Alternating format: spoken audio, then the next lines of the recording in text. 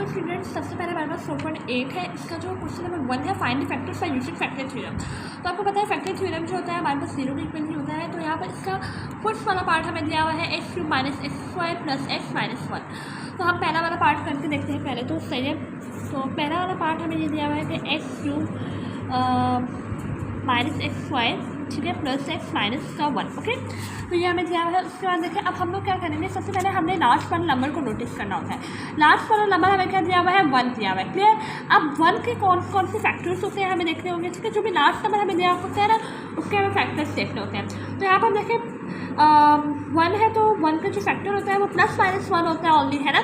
तो अब हम सबसे पहले +1 से करके देखते हैं, अगर उससे ना लगता तो फिर -1 से करके देखेंगे, सही है। तो +1 को हम लोगों ने इस तरह लिखना हम लोगों ने। उसके बाद हम लोगों ने क्या करना है कि यहाँ पर देखें, जो हम लोग यहाँ पर लिखेंगे x³ की जगह, ठीक है, x की जगह हम लोग लिख लेंगे 1, ठीक है। p(x) की जगह हम लोग लिखेंगे 1, सही है।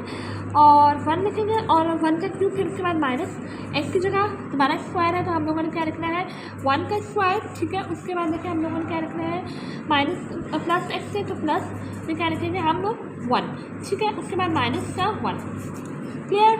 उसके बाद देखिए 1 का क्यूब क्या होता है हमारे पास, ऑब्वियसली 1 का स्क्वायर ही 1 होता है, क्योंकि 1 को हम जिसके नंबर से करते हैं तो 1 ही आता है, ठीक है।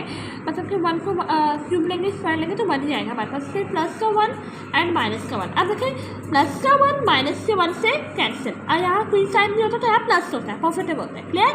प्लस का 1 माइनस के 1 से कैंसिल, प्लस का 1 माइनस के 1 से कैंसिल, ठीक है। तो हमारे पास ऑब्वियसली क्या बचा, 0 बच गया। हम लोगों को तब तक सॉल्व करना है उतने फैक्टर्स से। पहले तो हम लोग लास्ट नंबर देखना है, फिर जो भी आपके पास जो फैक्टर्स से करना है उससे करके देखना है। अगर तो हमारे पास से +1 से नहीं दिखना आता तो हम -1 से करते हैं।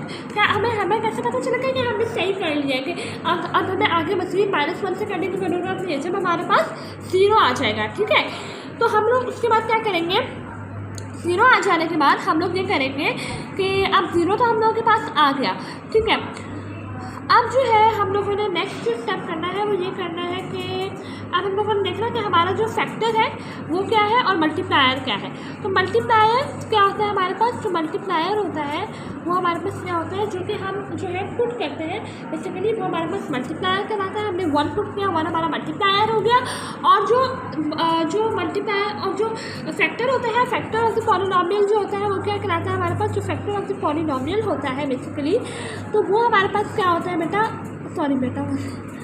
वो हमारे पास क्या, अच्छा हाँ, वो हमारे पास क्या होता है, सुने, वो हमारे पास क्या होता है कि मैं बताती हूँ, फैक्टर ऑफ द पॉलिनोमियल वो हमारे पास क्या होता है कि 1 जो है ना वो 1, तो उसके साथ जो -1 इसका उलट जो होगा, +1 का -1, ठीक है। तो x इसके साथ लग जाएगा, तो ये हमारे पास फैक्टर हो जाएगा। उसके बाद जो है हम लोगों ने क्या करना होता है, जो हम लोगों ने